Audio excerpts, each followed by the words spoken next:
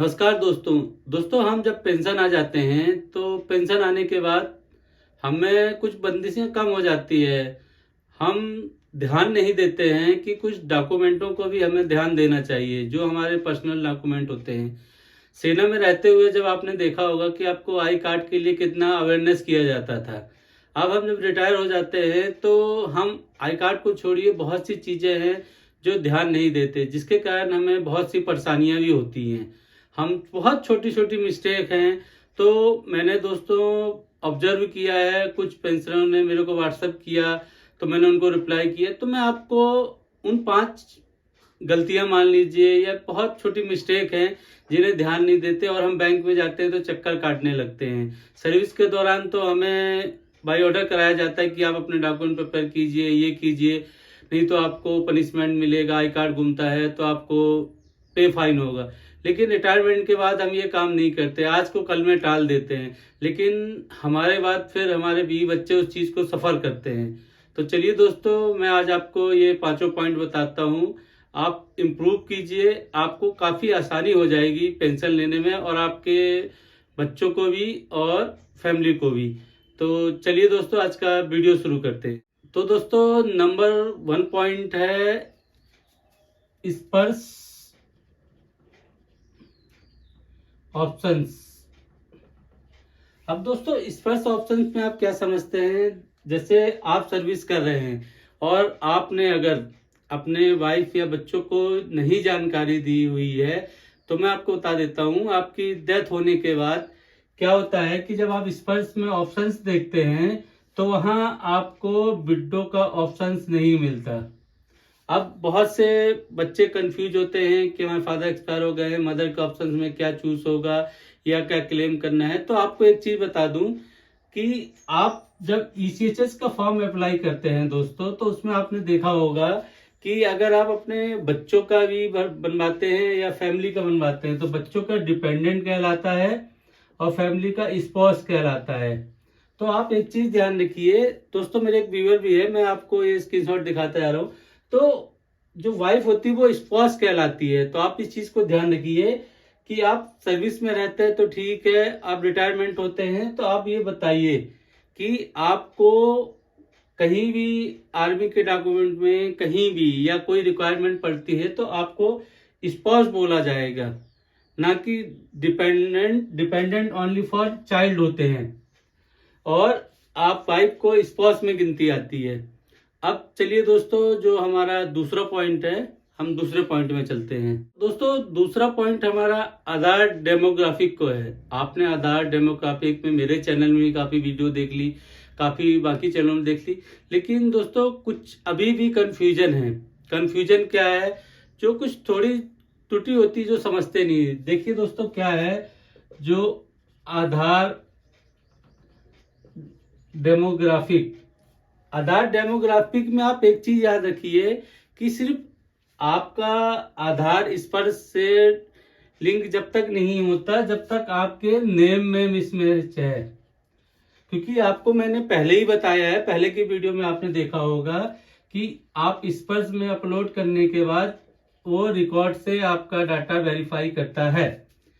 इसमें आपके सिर्फ नाम को होता है। आप एक चीज और ध्यान रखिए कि अगर आपके आधार में आपकी डेट ऑफ बर्थ और एड्रेस अगर ये गलत है तो इस कारण आपका आधार नहीं रुक सकता इस पर्सनल माइग्रेशन के लिए जो हम डिक्लेरेशन करते हैं। और आपको पता है कि आधार डिक्लेरेशन करने से आपको क्या क्या बेनिफिट होते हैं। लेकिन आप ये ध्यान रखिए कि इन दोनों से कोई फर्क नहीं होता, सिर्फ आपके नेम की स्पेलिंग सही होना चाहिए, जब ही आपका आधार डेमोग्राफिक फेल आता है।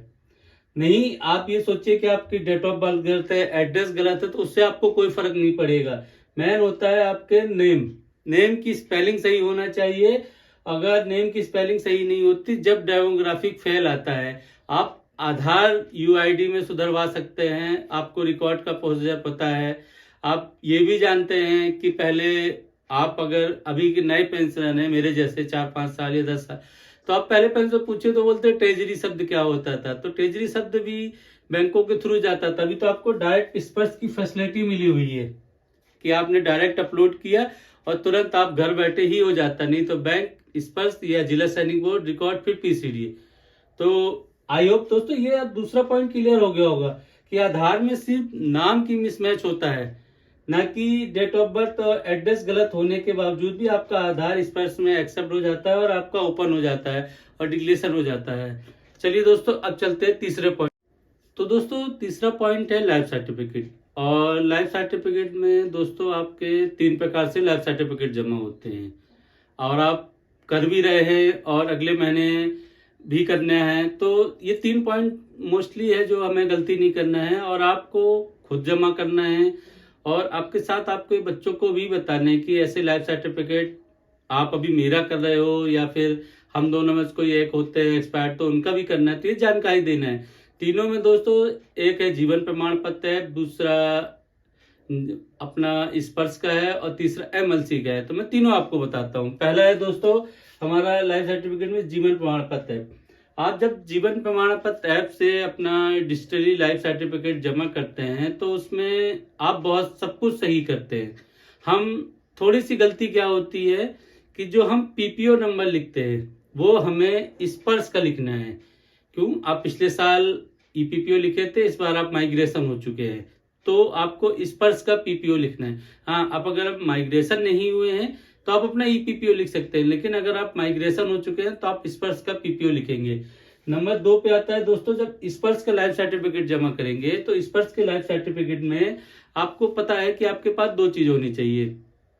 पहला, आपका आधार इनेबल होना चाहिए, जब तो आप स्पर्श से कर पाएंगे। आधार इनेबल होगा और आपके पास एक बायोमेट्रिक डिवाइस होगी। हाँ, आप पढ़े लिखे नहीं हैं या नहीं जानते हैं तो आप डिजिटली सीएससी सेंटर में जा सकते हैं और वहाँ जो भी चार्जेज है वहाँ दे के आप अपना एक सर्टिफिकेट प्रिंट आउट कर देते हैं।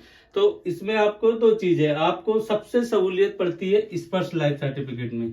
ये विधन दोस्तों आपको मैं आई बटन में वीडियो डाल दूंगा।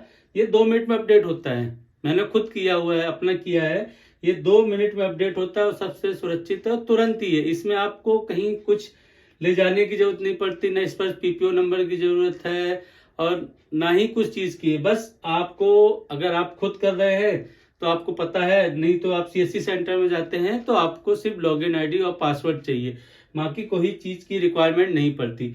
और नंबर 3 है दोस्तों एमएलसी। एमएलसी आप जानते हैं दोस्तों मैनुअल लाइफ सर्टिफिकेट होता है। वह दोस्तों जिनके फिंगर काम ना कर रहा हो, आई स्कैनर काम ना कर रहा हो तो वो क्या करते हैं, स्पर्श से जाके एमएलसी डाउनलोड करते हैं।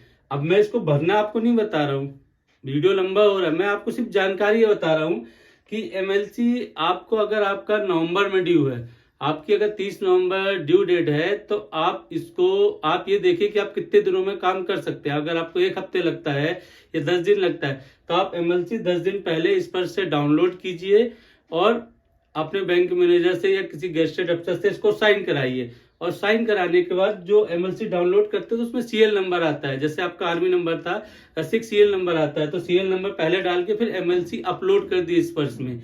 ये भी सेम इसी की तरीके से है। तो ये उनके लिए है कि जिनके पास आधार तो है लेकिन उनका फिंगर काम नहीं कर रहा है, आई स्कैनर काम नहीं कर रहा है, तो ये आपका एमएलसी अपलोड हो जाता है। अब चलते हैं नंबर 4 पॉइंट पे दोस्तों। तो दोस्तों नंबर 4 पॉइंट पे है हमारा कोरिजेंडम पीपीओ। आपको दोस्तों 2 चीजें हैं, कोरिजेंडम पीपीओ और बैंक पासबुक। आपको दोस्तों पहले ओआरओपी 1 फिर ओआरओपी 2 अभी आया। आप अपने कोरिजेंडम पीपीओ संभाल के रखिए। पहले आपका ईपीपीओ था तो आप इन चीजों को संभाल के रखिए, आपको ये भविष्य में काम आते देखने के लिए कि आपको पहले कितना बेसिक था, ये क्या था।